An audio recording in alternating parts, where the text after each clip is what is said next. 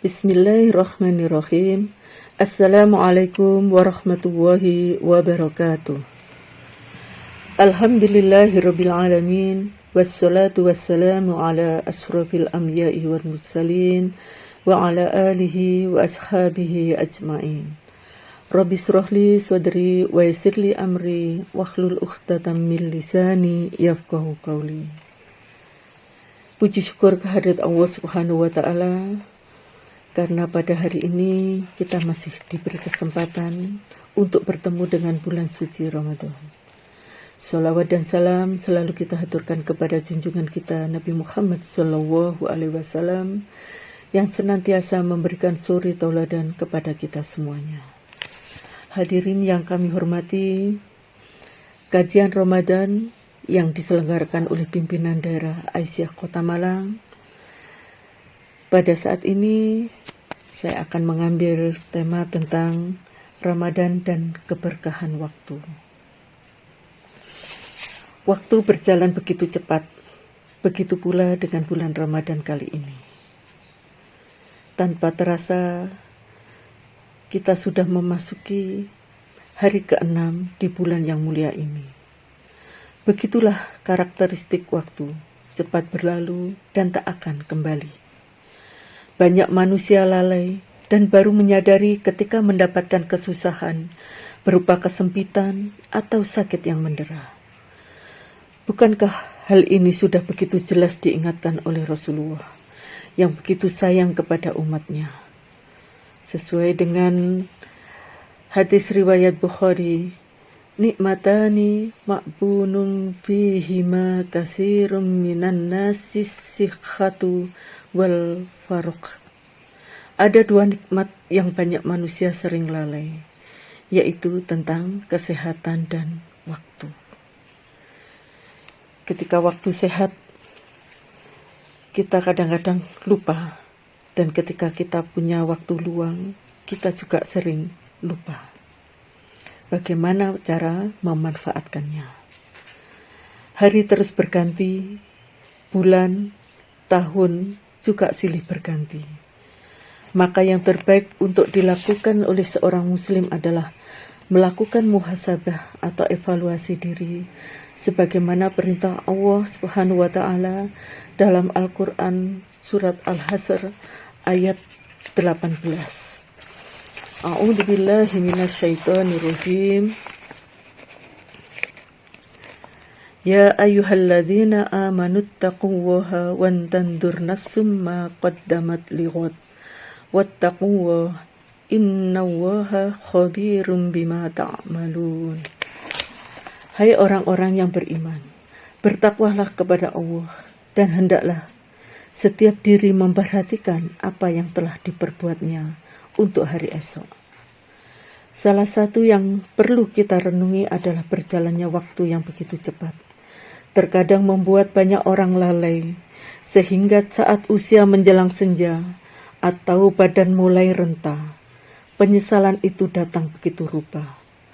Rasulullah SAW telah berpesan, manfaatkanlah 5 perkara sebelum datang 5 perkara lainnya, yaitu masa mudamu sebelum masa tuamu, masa sehatmu sebelum masa sakitmu, masa kayamu sebelum masa sempitmu, masa longgarmu sebelum masa sibukmu, dan masa hidupmu sebelum datang kematianmu. Hadirin yang dimuliakan oleh Allah Subhanahu wa taala, agar kita tidak termasuk mereka yang lalai dengan berlalunya waktu dan berkurangnya usia kita, maka marilah kita renungkan beberapa hal yang diajarkan Islam untuk menjadikan waktu kita lebih berkah. Yang pertama, mencari akhirat tanpa melupakan dunia. Ajaran syariat Islam yang luas dan luas memberikan peluang dan motivasi bagi setiap muslim untuk meraih kebahagiaan dunia dan akhirat. Karenanya, setiap muslim dituntut untuk mengisi waktunya dengan lebih tawazun atau seimbang antara beribadah, bekerja, atau berdagang, agar senantiasa selaras antara kepentingan akhirat dan dunianya. Bahkan seorang muslim diperintahkan untuk bekerja dan berusaha dengan penuh semangat agar menghasilkan kekayaan. Dan dengan kekayaan tersebut, ia mampu menunaikan kewajiban-kewajiban dan bermanfaat bagi orang lain. Sebagaimana di dalam surat Al-Quran, di surat Al-Qasas ayat 77. A'udzu billahi minasyaitonir rajim.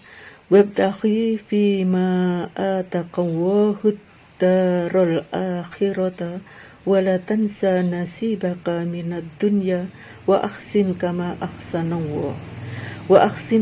ahsanallahu ilaika wa la tabaghil fasada fil ard. Innallaha la yuhibbul mufsidin. Dan carilah pada apa yang telah dianugerahkan Allah kepadamu kebahagiaan negeri akhirat, dan janganlah kamu melupakan kebahagiaanmu, kenikmatan di dunia ini. Yang kedua, meninggalkan hal-hal yang sia-sia tanpa makna. Rasulullah SAW berpesan tentang kunci sukses mendapatkan waktu yang berkah. Beliau bersabda, sebagian dari bukti kebaikan keislaman seseorang adalah meninggalkan apa-apa yang tidak bermanfaat. Waktu yang luang senantiasa menghadirkan ujian baru bagi kita. Apakah menghabiskannya dengan hal-hal yang tidak bermanfaat atau menjadikannya sebagai momentum untuk memperbanyak amal? Seorang muslim harus senantiasa mawas dengan waktu-waktu luang yang datang silih berganti menghiasi siang malamnya. Namun anjuran dalam hadis di atas bukan berarti menjadikan seorang muslim selalu berwajah serius, tegang, tanpa tanda tawa, dan bergembira bersama keluarganya. Tentu yang dimaksud bukanlah hal yang demikian. Hadirin yang dimuliakan oleh Allah Subhanahu wa Ta'ala, yang ketiga adalah memperbanyak amal yang mengalir pahala yang terus-menerus. Beramal untuk akhirat bagaikan berinvestasi. Kita menginginkan hasilnya harus terus akan mengalir pada diri kita, mesti kita tak lagi hidup di dunia ini. Usia kita terbatas, tapi pintu pahala masih selalu terbuka jika kita memulai hal kebaikan dan selalu bermanfaat bagi orang lain.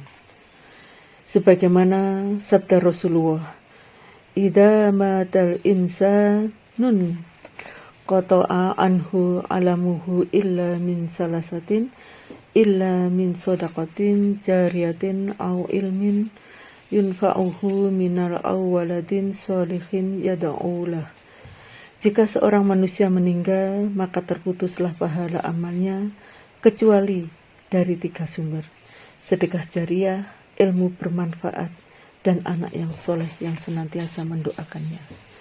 Inilah amal-amal yang bernilai investasi pahala yang tak akan surut, seperti menuliskan ilmu dalam buku atau mengajarkan secara langsung. Dari apa yang sudah kita sampaikan tadi, ternyata kita itu bisa bermanfaat dengan apa yang kita punya. Jika punya harta, jika punya waktu, jika punya ilmu, maka itulah yang bisa kita amalkan. Memang setiap manusia tidak sama dalam mengamalkan setiap apa yang kita punya. Paling tidak kita sudah melakukan yang terbaik yang kita punya.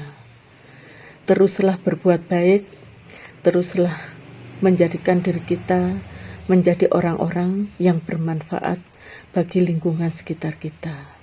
Mari kita manfaatkan waktu kita sebaik-baiknya dengan senantiasa memohon kepada Allah Subhanahu wa Ta'ala memberikan keberkahan waktu kepada kita, sehingga kita bisa melakukan banyak hal untuk masyarakat, untuk dunia kita, untuk akhirat kita, juga untuk lingkungan kita.